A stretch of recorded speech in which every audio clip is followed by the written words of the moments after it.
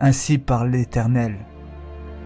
Placez-vous sur les chemins et regardez, et demandez quels sont les anciens sentiers. Quelle est la bonne voie, et marchez-y, et vous trouverez le repos de vos âmes.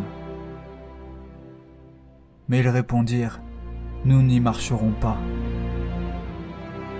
J'ai mis près de vous des sentinelles, soyez attentifs au son de la trompette.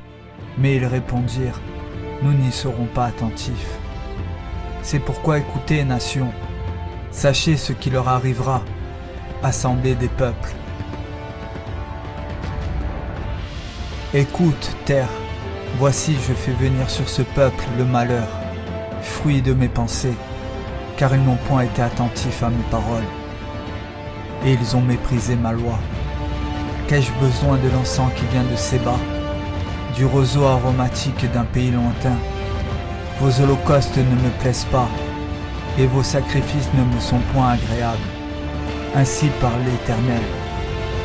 Voici, un peuple vient du septentrion, une grande nation se lève des extrémités de la terre. Ils portent l'arc et le javelot, ils sont cruels et sans miséricorde.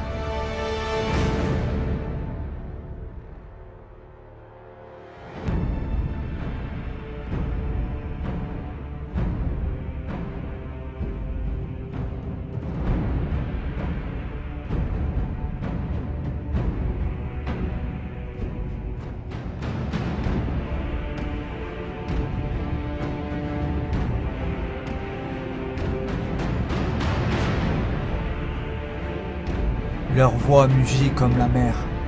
Ils sont montés sur des chevaux, prêts à combattre comme un seul homme. Contre toi, fille de Sion. Au bruit de leur approche, nos mains s'affaiblissent. L'angoisse nous saisit comme la douleur d'une femme qui accouche. Ne sortez pas dans les champs, n'allez pas sur le chemin, car là est le glaive de l'ennemi, et l'épouvante règne aux alentours. Fille de mon peuple, couvre-toi d'un sac et roule-toi dans la cendre. Prends le deuil comme pour un fils unique. Verse des larmes amères, car le dévastateur vient sur nous, à l'improviste. Cette parole du prophète Jérémie est adressée contre Juda et Jérusalem, qui, comme nous l'avons vu à de nombreuses reprises, s'étaient détournés de leur Dieu à un tel point que le Dieu d'Israël annonce la venue du malheur sur eux par son prophète Jérémie. Ici, l'on nous dit que ce malheur viendra du septentrion, ce qui signifie le nord. Et l'Éternel me dit, c'est du septentrion que la calamité se répandra sur tous les habitants du pays. Élevez une bannière vers Sion, fuyez, ne vous arrêtez pas, car je fais venir du septentrion le malheur et un grand désastre. Ce malheur venant du septentrion annoncé par Jérémie est le roi de Babylone qui marchera sur Jérusalem et mènera en captivité son peuple à Babylone, ainsi qu'il détruira son temple.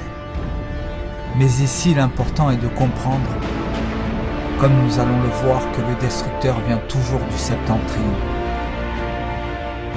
L'Égypte est une très belle génisse, le destructeur vient du septentrion. Il arrive. La fille de l'Égypte est confuse, elle est livrée entre les mains du peuple du septentrion. Je les livrerai entre les mains de ceux qui en veulent à leur vie, entre les mains de Nebuchadnezzar, roi de Babylone. Nous voyons ici que dans ce même temps, le roi de Babylone a aussi marché sur l'Égypte, et l'on nous dit la même chose à son sujet, comme pour Jérusalem, que le destructeur vient du septentrion. Leur cœur est partagé, ils vont en porter la peine. L'Éternel renversera leurs autels et détruira leurs statues. Et bientôt ils diront, nous n'avons point de roi, car nous n'avons pas craint l'Éternel et le roi. Que pourrait-il faire pour nous maintenant ?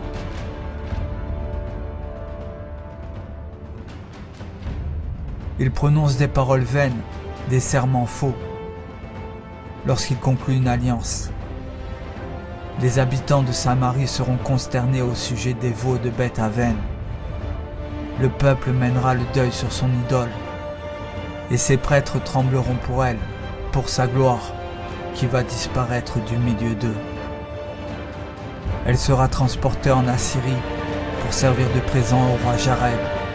La confusion saisira Éphraïm, et Israël aura honte de ses desseins. C'en est fait de Samarie et de son roi, comme de l'écume à la surface des eaux.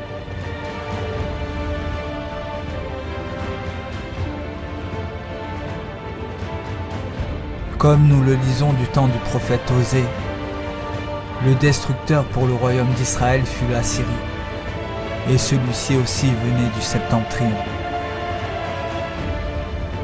La 9e année d'Osée, le roi d'Assyrie prit Samarie et emmena Israël captif en Assyrie. Ainsi donc, comme nous le voyons, en ce qui concerna le royaume d'Israël avec la Syrie, ou par la suite le royaume de Juda avec Babylone, que la menace est toujours venue du septentrion, du nord. Pourquoi donc le destructeur pour Israël vient toujours du septentrion? Eh bien, nous avons la réponse ici.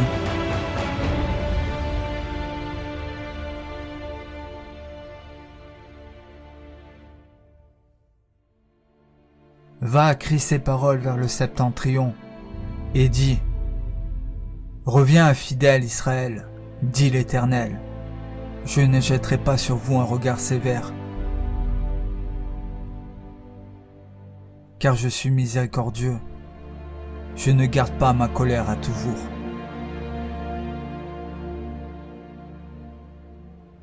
Ainsi comme le prophète Jérémie l'annonce ici, le septentrion, le nord, représente donc le visage de la colère de Dieu envers son peuple.